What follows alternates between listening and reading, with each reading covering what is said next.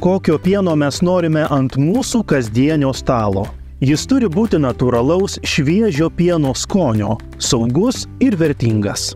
Remiantis tyrimais, Lietuvos gyventojai dažniausiai perka dvaro pieno produktus. Tik per vieną dieną yra nuperkama virš 100 000 vienetų dvaro pieno, varškės, grietinės pakuočių. Baltijos šalyse pirmaujanti pieno perdirbimo bendrovė Pieno žvaigždės ypatingą dėmesį skiria šviežių pieno produktų gamybai. Kokį kelią pienui tenka nukeliauti nuo ūkio iki vartotojo, papasakojo Ernesta Juškevičienė, Pieno žvaigždžių filialo Panevėžio pienas gamybos vadovė. Pieno kokybė tikrinama laboratorijoje. Pirmiausiai, tai pienovežis išvažiuodamas į ūkį turi automatinę pieno mėginių paėmimo spintą. Ta spinta yra užplombuojama. Niekas jos be įmonės atstovo laboratorijos negali atplombuoti to mėginio. Kiekvieną kartą traukiant pieną iš ūkio, automatiškai pienas yra paimamas į mėginį. Atvežus į įmonę pieną, pirmiausiai tas mėginys yra ištiriamas, patikrinamas piene esantis riebalų, baltymų kiekis, rūgštingumas, termostabilumas, pieno švarumo grupė ir tuomet pienas atitinkantis visus kokybės reikalavimus yra priimamas į įmonę.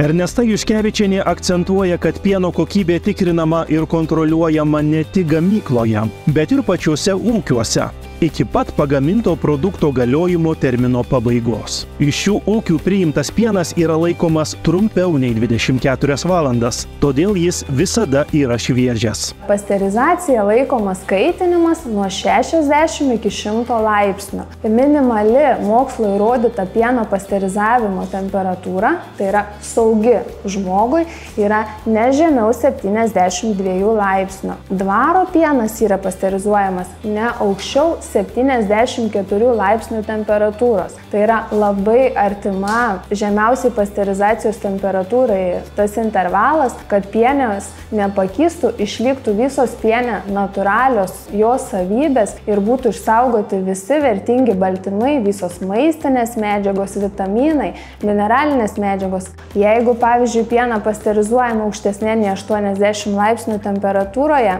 žūsta dalis vitaminų, mineralinių medžiagų, kinta visaverčiai baltymai, išrūginiai baltymai, kurie yra žmogui labai vertingi. Jeigu pasterizacija vyksta virš 90 laipsnių, praktiškai pakinta visi baltymai. Po pasterizacijos dvaro pienas yra atšaldomas ir sukaupiamas padidinto sterilumo talpose. Viskas vyksta uždarame cikle. Talpos neturi jokio sąlyčio su oru ar žmogumi. Iš ten pienas keliauja į fasavimo linijas. Pieno pakuotė turi apsaugoti pieno produktą nuo šviesos ir nuo temperatūrinių pokyčių, tokios ir yra dvaro pieno pakuotės. Todėl klientas pirkdamas pieną tokioje pakuotėje gauna garantiją, kad pieno kokybė visada bus gera ir atitiks aukščiausius kokybės reikalavimus. Išpilstytas atšaldytas pienas išvežamas į modernius logistikos šaldytuvus, kuriuose laikomas pienas. Dar kartą pienas patikrinamas, išrašomas kiekvienam pieno partijai kokybės sertifikacinis pažymėjimas, tik kuriam esant pienas šaldymą turinčiomis mašinomis išvežamas į prekybos centrus. Įmonėje įdiegta griežta kokybės kontrolės sistema ne tik gamybos metu, bet ir visam galiojimo laikotarpiui. Taip pat įmonėje paliekami yra produkto pavyzdžiai, kurie yra kas kartą degustuojami, vertinami, atliekami produkto tyrimai ne tik vidinėje įmonės laboratorijoje, bet ir išorinėse nepriklausomose laboratorijose. Kiekvieno produkto realizacijos pabaigoje atliekami tyrimai tiek mikrobiologiniai, cheminiai, technologiniai.